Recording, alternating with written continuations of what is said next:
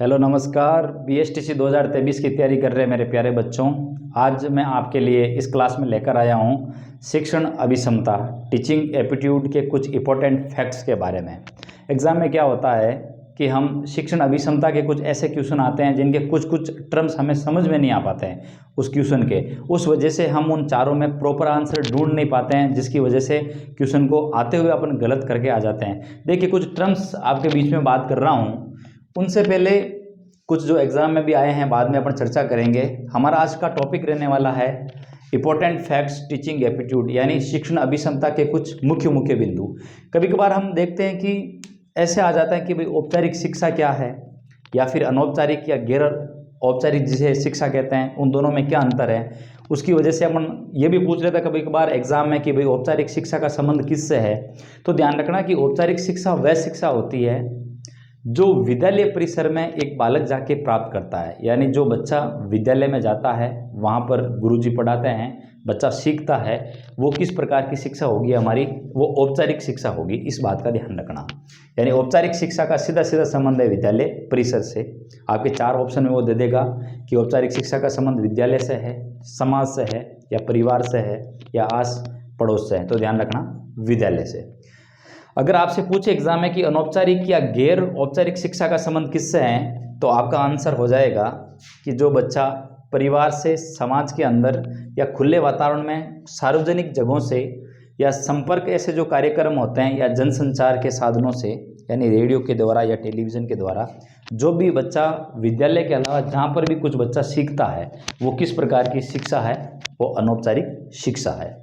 देखिए, अब बात करते हैं थोड़ा सा अपन, एक ऐसे टर्म्स आते हैं जैसे अधिगम कभी कभार आता है। तो ध्यान रखना, अधिगम होता है सीखना।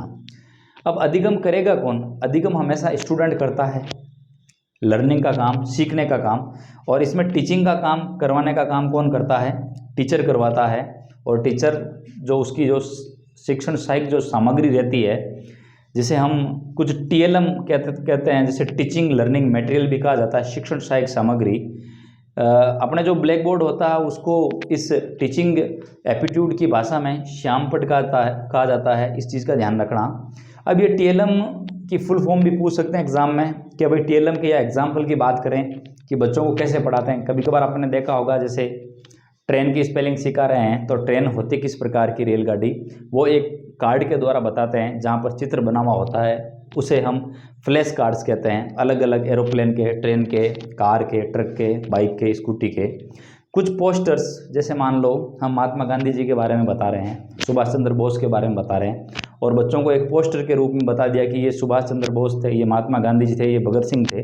तो कुछ जो टीएलएम उपयोग में लिया जाता है एक टीचर के द्वारा उन स्टूडेंट में लर्निंग के लिए, वो हमें कुछ ध्यान रखना है एक टीचिंग एप्टीट्यूड की भाषा में। अब कभी कभार यूँ भी पूछ लें कि भाई कक्षा शिक्षण में आईसीटी का क्या उपयोग होता है, या आईसीटी की फुल फॉर्म भी पूछ ले, तो आईसीटी की फुल फॉर्म है इंफॉर्मेशन एंड कम्युनिकेशन टेक्नोलॉजी, यानी सूचना और संचार प्रौद्योगिकी। इसमें क्या होता है कि ये भी पूछ ले कि भाई इनमें आईसीटी का जब उपयोग हो रहा है तो टीचर की भूमिका क्या रहती है। ये भी एग्जाम में कई बार पूछा गया था। लेकिन ध्यान रखना है कि कोऑर्डिनेटर का जो काम करता है आईसीटी उपयोग में, वो टीचर का काम रहता है। यानी टीचर का काम रहता है कोऑर्डिनेटर, समन्वयक के रूप में, करता कुछ नहीं, क्रियान्वयन और मूल्यांकन का ये कार्य करता है। लेकिन इससे बच्चा क्या करता है कि उस आईसीटी लैब में स्टूडेंट्स जो है डिजिटल रूप से यहाँ पर साक्षरता का ज्ञान, यानी जो बच्चा शिक्षा प्राप्त करता है, जो सीखता है। और अब बात करते हैं कि एक टर्म्स कई बार पूछा जाता है परीक्षा में पोर्टफोलियो के बारे में कि भाई पोर्टफोलियो क्या, या पोर्टफोलियो का संबंध किससे है। ध्यान रखना, मैंने आपको एक जो वीडियो अपलोड किया था सीसी के बारे में बताया था। सीसी में क्या करता है कि उसका मूल्यांकन चलता रहता है कि प्रथम टेस्ट लिया, द्वितीय लिया, तृतीय, फिर हाफ ईयरली और ईयरली एग्जाम, यानी बीच में जितने भी उनके एग्जाम हो रहे हैं स्टूडेंट के द्वारा, यानी विद्यार्थियों द्वारा किए गए कार्यों का जो संग्रह है, जैसे टीचर शिक्षक क्या करता है, उन बच्चों का मूल्यांकन कर सके। मूल्यांकन करते समय वो सारे जो डॉक्यूमेंट ले रहा है, और एक फाइल हमारे पास टीचर के पास होती है, और वो उनके मूल्यांकन के जो सारे कागजात जिस पे बच्चे ने एग्ज़ाम दिए हैं, वो हम उस फाइल में लगाते जाते हैं कि इस तारीख को इस बच्चे की ये प्रोग्रेस रही है। तो वो जो डॉक्यूमेंट फाइल ही जो होती है वही पोर्टफोलियो कहलाती है। तो इस बात का थोड़ा सा ध्यान रखना। एक आपके इस बीएसटीसी सिलेबस में एक सृजनात्मकता का भी टॉपिक है, इससे भी कई बार क्वेश्चन पूछे गए हैं। इसमें एक इंपॉर्टेंट ध्यान रखना सृजनात्मकता वाले में कि एक तो अभिसारी चिंतन और अपसारी चिंतन क्या होता है, इन दोनों में थोड़ा सा अंतर, क्योंकि कई बार एग्जाम में इनसे संबंधित एग्जाम्पल देके या इसका अर्थ भी पूछ लेते हैं, ये ध्यान रखना। तो जो सृजनात्मकता जो होती है इसमें अभिसारी जो चिंतन है, अभिसारी चिंतन में ये ध्यान रखना कि समस्या का जो एक ही हल होता है। अगर मान लो किसी बच्चे से मैंने पूछा है बताइए आपके जिले का नाम क्या है, तो उसका आंसर एक ही होगा, सभी बच्चे उसका आंसर एक ही बताएंगे, जो भी जिले का नाम या फिर राज्य का नाम पूछा। या फिर आपसे जैसे पूछ लूँ कि भाई आप बीएसटीसी क्यों कर रहे हो, तो आपका उत्तर होगा कि सर टीचर बनने के लिए जो योग्यता होती है, क्योंकि इस बीएसटीसी का जो परीक्षा है ये टीचर बनने के लिए एग्ज़ाम हो रहा है, ना कि आरएस आईएएस बैंक या पुलिस के लिए। तो आपका एक ही आंसर यानी समस्या का एक ही जो हल होता है वो है हमारा अभिसारी चिंतन। और अपसारी चिंतन क्या होता है, जैसे out of the box thinking, जहाँ पर यूँ कह सकते हैं कि इसमें समस्या को कल्पना शक्ति एवं सृजनात्मकता का प्रयोग करके हल किया जाता है। यानी इमेजिनेशन, कल्पना करेगा बच्चा, सोचेगा, फिर अपनी क्रिएटिविटी को बढ़ाएगा और उसका आंसर देगा। जैसे मैंने कभी कभार मैं बच्चों से पूछता भी हूँ, मान लो अगर आपके पंख लग जाते या अगर आपके पंख होते तो आप क्या करते। कुछ विद्यार्थी कहते हैं कि सर हम विद्यालय उड़कर पंख की सहायता से आते, कुछ कहते हैं कि नहीं नहीं सर हम आकाश में उड़ते। मतलब सबका अलग अलग जो उनका कल्पना शक्ति अलग अलग है सोचने की, वो है हमारा अपसारी चिंतन। जैसे out of the box thinking यानी एक अलग सोच से परे जाकर उनके यानी एक से अधिक उस समस्या के एक से अधिक हल खोजना। जैसे मान लो एक बार इंटरव्यू में भी पूछा गया था एक किसी स्टूडेंट से कि बताइए आपके पास एक 2 व्हीलर गाड़ी है और आप कहीं जा रहे हो और आपको बीच में 3 रास्ते में मेंबर मिलते हैं और तीनों ही आपके खास हैं। उसमें जैसे फर्स्ट जो मेंबर मिले हैं आपको, एक बहुत ही बूढ़ी औरत मिली है, बहुत ही बीमार है, उसको हॉस्पिटल जाना बहुत ज़्यादा सख्त ज़रूरत है, क्या आप उस 2 सीटर में अपने पीछे उसको लेके जाओगे? और उसी चौराहे पर एक आपका बेस्ट फ्रेंड मिला है जो आपकी हरदम हर जगह आपकी हेल्प करता है, उसका भी घर पहुंचना ज़रूरी है, क्या आप उसे बिठाओगे?